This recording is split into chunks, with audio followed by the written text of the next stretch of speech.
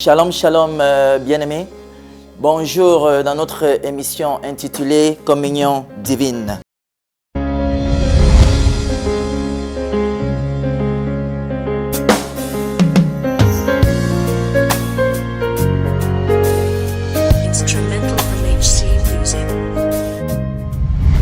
Il est question pour nos bien-aimés avant d'entrer dans le monde, d'aller premièrement être déjà en contact avec notre Père au travers de sa parole.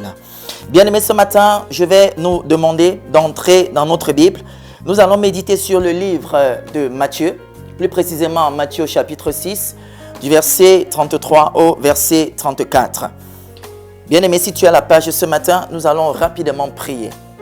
Seigneur, nous te célébrons encore, Éternel, notre Dieu, alors que toi, tu veux encore faire quelque chose de merveilleux pour, Éternel, ton peuple ce matin.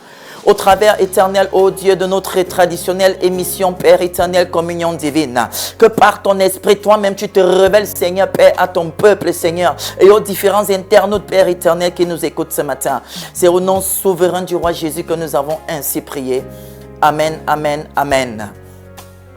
Bien-aimés, je vais rapidement lire ce matin Matthieu chapitre 6, du verset 33 au verset 34.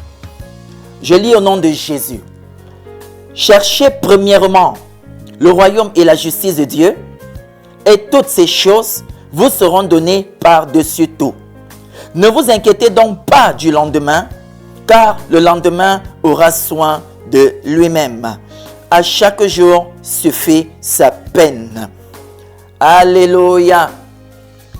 Oui, bien-aimés, comme nous le suivons dans cette parole ici, il s'agit d'un disciple du Seigneur Jésus, à savoir Matthieu, qui, ici, lorsque le Seigneur nous parle, n'est-ce pas, dans Matthieu chapitre 6, où il fait le sermon sur la montagne. Au niveau du verset 33 ici, il nous dit de chercher premièrement le royaume et la justice de Dieu.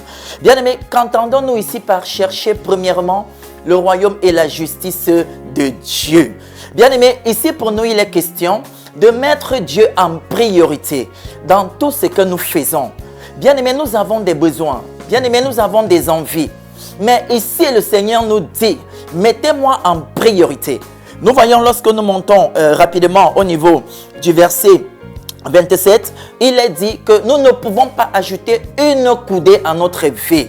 Bien-aimés, ça veut dire que nous sommes limités.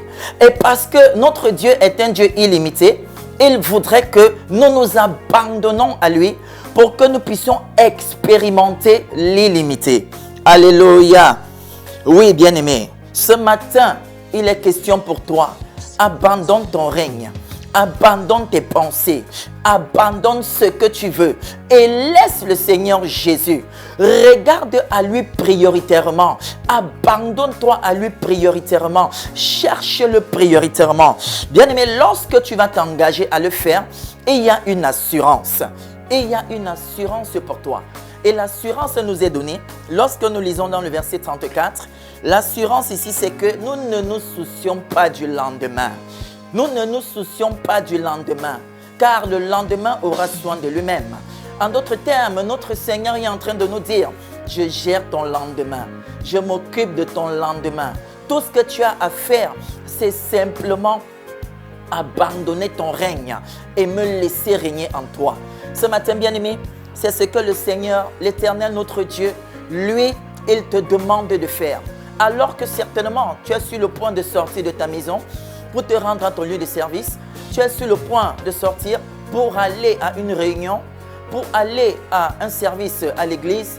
Le Seigneur te dit ce matin, ne va pas avec ton règne, mais cherche-moi prioritairement. Abandonne ton règne et laisse-moi régner. Lorsque tu me laisses régner, l'assurance c'est que je m'occupe de tout. Tu n'as pas besoin de te poser des questions. Tu n'as pas besoin de t'inquiéter. Alors que tu me cherches en priorité, moi-même je m'occupe de toi.